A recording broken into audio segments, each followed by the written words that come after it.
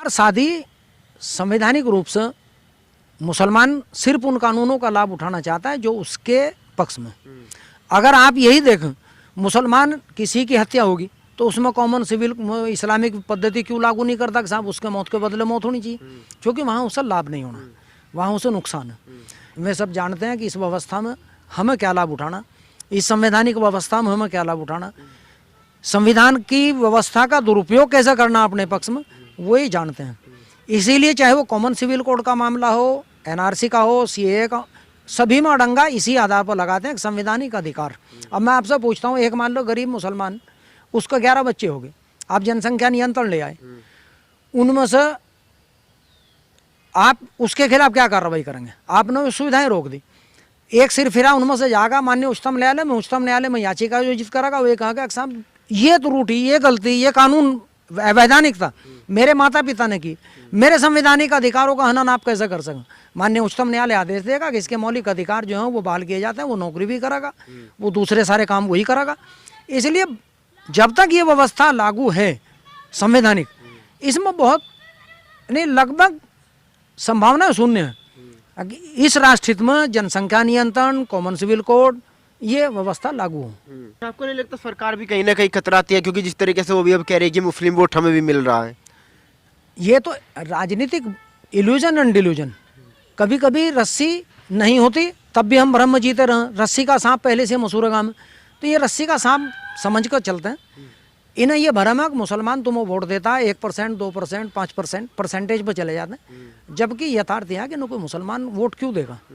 हाँ, जिस दिन ये कांग्रेस की शक्ल में अख्तियार कर लेंगे, यानी धर्मनिरपेक्षता इनके ऊपर हावी हो जाएगी, उस वक्त मुसलमान इन्हें वोट देगा, चूँकि उस वक्त ये एक तरह से एक संवैधानिक कसम खा लेंगे कि हमें इस देश के विनाश, हमें पूरी व्यवस्था का विनाश करना, तब मुसलमान इन्हें वोट खूब देगा। भारत का दुर्भाग्य क्या है, यहाँ हर जाति, हर धर्म, क्षेत्र, संस्कृति के नाम पर, धर्म के नाम पर अलग अलग सुविधाएं दी गई हैं, जैसा Muslim personal law, Christian personal law, Jewish personal law, Hindu personal law. लेकिन चूंकि हिंदू यहाँ की एक कमज़ोर कड़ी, उसकी सामाजिक व्यवस्था को तोड़ते हुए माननीय पंडित जवाहरलाल नेहरू ने लगभग 1956 में एक हिंदू कोड बिल के खिलाफ कानून आया, जिसे एक आधुनिक नाम से शास्त्रों के अनुरूप तोड़ते हुए ऐसी व्यवस्था लागू की गई जिसे आप ये कह सकें कि ये अकेले हिंदू पर संवैधानिक व्यवस्था लागू होगी, बाकी मुसलमान, ईसाई, तथाकथित जो धर्मनिरपेक्ष जाति के में लोग हैं धर्म के, उन पर व्यवस्था लागू नहीं होगी।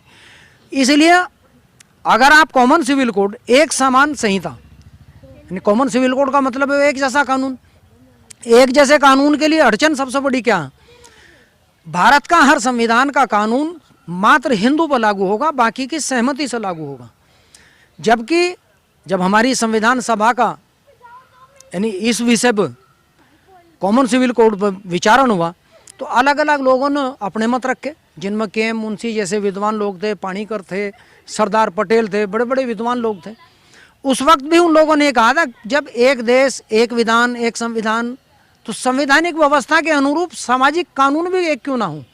लेकिन इसे चूँकि कुछ में लोग थे जो चाहते थे इस देश में कुछ विघटनकारी तत्व ऐसे रहने चाहिए जो इस देश की व्यवस्था के सरमदर्द हमेशा पैदा करते रहें, और कुछ निहित स्वार्थों को पूरा करने के लिए इस तरह के कानून हमेशा मेंटेन रहें। यही कारण है यहाँ अलग अलग यानी धर्म आधारित मुसलमान, ईसाई, बौद्ध, सबको ये कानून दिया गया, अलावा हिंदू के। हिंदू का मतलब है यहाँ एक ऐसी व्यवस्था, सनातनी व्यवस्था, जिसमें आर्य समाज, हिंदू, वैसे तो अगर आप देखें धर्म के विचार के हिसाब से आर्य समाज भी एक धर्म, क्योंकि उसकी पूरी व्यवस्था जो संवैधानिक है, तो उसको वो अधिकार क्यों नहीं दिए। लेकिन चूंकि हिंदू को इन्होंने एक यूनिट माना, इसलिए वो सब कानून हिंदू पर लागू होंगे, बाकी लोगों पर नहीं होंगे।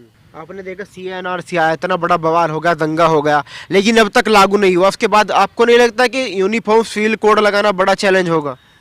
मुसलमान की दिक्कत क्या है, लगभग I'm Nick Nimmin, and I'm a StreamYard user. For the last 6 years, I've been live streaming consistently to YouTube.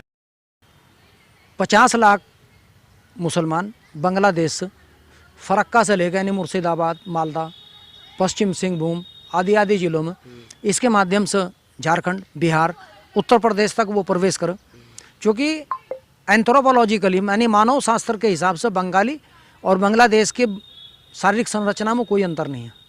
इसीलिए वो आसानी से भारत में प्रवेश कर जाए, और उस प्रवेश के परिणाम यह आपको पूरे देश के लिए आगे नदी और नालों में बसते हैं। इसीलिए सीए और एनआरसी भारत, चूँकि दोनों चीज़ें बहुत जरूर मतलब एक अजीब तरह से मिली हुई, वहाँ की नागरिकता भारत में मिलना और भारत में उनके अस्थायी रूप से अभिलेख होना। मुसलमान की सबसे बड़ी दिक्कत है कि उसके पास अपने नदी तालाब जो श्रेणी 6 की भूमि उसके कागज नहीं है।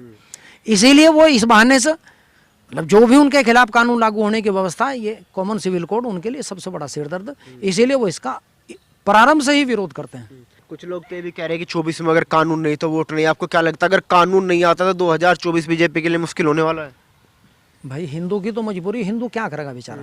वो कांग्रेस के अगर साथ जाएगा तो कांग्रेस ने इस देश का 70 साल जो बंटा बिठाया, जो भट्टा इसने बैठा दिया, उसका नुकसान हिंदू को आज अगर मैं ये बताऊं 124 जनपद लगभग सहारनपुर, मुजफ्फरनगर, मेरठ, बुलंदशहर, अलीगढ़, आगरा, बिजनौर, मुरादाबाद, रामपुर, बरेली, शाहजहांपुर, लखनऊ, बहराइच, बाराबंकी, रायबरेली, गोंडा, बस्ती, भदोही, बनारस, आजमगढ़, गाजीपुर, आगे बिहार में चले जाएं, बक्सर, मधुबनी, आपके मुजफ्फरपुर, किशनपुर, भागलपुर, नीचे चले जाएं आप झारखंड में पाकुरा, देवघर, आपका साहिबगंज, पश्चिम बंगाल के अगर देखें मुर्शिदाबाद, मालदा टाउन, आपका नादिया, इन जिलों को अगर ले लें लगभग 122 जिले जहाँ मुसलमान 130 मैंने कुल मिला के 30% से ऊपर होने जा रहा।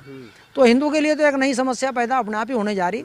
ये सरकार क्या इनका कुछ करेगी, क्योंकि जब तक भाई पानीपत का युद्ध तो होना नहीं, युद्ध तो अब होना बैलेट से। अब जिसका बैलेट चलेगा उसकी सत्ता आवेगी, तो सत्ता उसी के सहयोग से आवेगी जिसकी 30% से वोट, अच्छा मुसलमान की वोट कंसोलिडेट, क्योंकि वो मजहब के नाम पर, धर्म के नाम पर मोबिलाइज होते हैं। हिंदू मुद्दों के, जाति के, उनके नाम पर होता है, जाति क्षेत्रवाद के नाम पर होता है। तो हिंदू चूंकि विभाजित है, इसलिए वो जो 70% वो भी तो कंसोलिडेट नहीं है। अच्छा, आखिरी सवाल, आपने फायदे बताए यूनिफॉर्म सिविल कोड के, अब नुकसान बता दीजिए। अगर आता है तो नुकसान क्या होगा इससे? नुकसान ये होगा, देखिए, और किसको होगा? हाँ, वही फिर माइनॉरिटी आ जाएगी। अब मान लो अगर आप रोमन कैथोलिक को देख लें, रोमन कैथोलिक की एक व्यवस्था, उनकी लड़की अगर किसी हिंदू या मुसलमान से शादी करे तो वो पहले एक फार्म भरवाते हैं कि इसके बच्चे हमारे होंगे। ये टेक्निक है। मुसलमान का भी ऐसा ही, जब वो शादी करते हैं किसी से, जैसा आजकल तुमने खूब देखा लो जिहाद का सबसे बड़ा फायदा नुकसान क्या? इस टोटल आबादी में अगर 100 साल के इतिहास को देखें, लगभग जिसकी को गिनती होना मुश्किल है, लगभग आधा % हिंदू महिलाएं जिन्हें हिंदू समाज ने विधवा, कलमुही, ये शादी ना होना, उन्हें पहले से ही मुसलमान अडॉप्ट करता है, स्वीकार करता है। इसका सबसे बड़ा फ़ायदा यह है कि मुसलमान को ये अवसर और ज़्यादा मिलेंगे। अगर कॉमन सिविल कोड आ गया, कॉमन सिविल कोड आने से उनका ये रास्ता बंद होगा, क्योंकि भाई तेरे एक वाइफ है तो दूसरी, क्योंकि अब कानून मान लो हाई कोर्ट ने भी आदेश किया करने का, जब तक पहली वाइफ तुम्हें अनुमति नहीं देगी दूसरी शादी नहीं कर सकते, उसके बच्चे हैं। तो ये कॉमन सिविल कोड के नुकसान और फायदे उन्हीं लोगों को होने जो इसके पक्ष और विपक्ष में, क्योंकि हिंदू ने तो पहले ही अडॉप्ट कर रखा कॉमन सिविल कोड को। भाई हिंदू के मान लो आप सेक्ट ले लें, हिंदू, जैन, बौद्ध, सिख, या एक क्लास है जिसे यहाँ बहुत कम लोग जाना, एनिमिस्ट, सर्वधर्म सर्व आत्मावादी, जिसमें झारखंड, छत्तीसगढ़ के वे हिंदू जिन्हें हम आदिवासी कहते हैं, वो तो पहले से ही हिंदू से अलग होकर 2-2, 3-3 शादी करते हैं, लेकिन आज की तारीख में उनकी भी आबादी कम हो रही। लेकिन कॉमन सिविल कोड के खिलाफ में भी नहीं, कॉमन सिविल कोड के खिलाफ यहाँ में ही माइनॉरिटी हैं जो उसका लाभ उठाती हैं। तो मुस्लिम का आसानी से मानेगा, वो तो जनसंख्या को नहीं मानता, वो तो कहते हैं कि अल्लाह की देन है, ऐसे इसको नहीं मानेंगे। नहीं, मुसलमान कानून से मुसलमान का क्या मतलब? कानून तो वो तो ये कहता है कि मैं तो सर्वोच्च उच्चतम न्यायालय का जो कानून है, अर्थात जो खुदा का कानून है, यानी कुरान का जो कानून है, मैं सिर्फ उसे मानता हूँ, बाकी सब मेरे लिए ऐच्छिक है, मानना ना मानना मेरे लिए कोई अनिवार्यता नहीं है। तो उसका तो खुला ऐलान। आपको नहीं लगता लागू हो? नहीं, अभी कोई समस्या का समाधान पूरे भारत में दिखाई नहीं देता, क्योंकि चुनाव होने के अगले दिन किसी भी जनप्रतिनिधि को अपनी हार और जीत का समीकरण बनाना पड़ता है, इसीलिए वो इन समस्याओं को पीछे करके चलते हैं। दूसरी समस्या है साहब हम विकास करें, अरे विकास आप कौन करने वाले? हिंदू का विकास कौन कर रहा? आज पूरी इंडस्ट्री, आप अगर भारत की कुल इकोनॉमी को देखें तो मुश्किल से 2% भी टैक्स देने वाले दूसरे नहीं है अलावा हिंदू के। तो ये बाकी, जबकि 30% इनकी अगर आबादी है पूरे देश में, या कुल मिलाकर 25%, तो टैक्स 2% देने वाले, 1.5% देने वाले क्यों हैं? बाकी का टैक्स देने की व्यवस्था क्या? इसी का लाभ उठाकर ये सब लोग इनका विरोध करते हैं, जानते हैं कि इसका लाभ हमें मिलेगा। आपके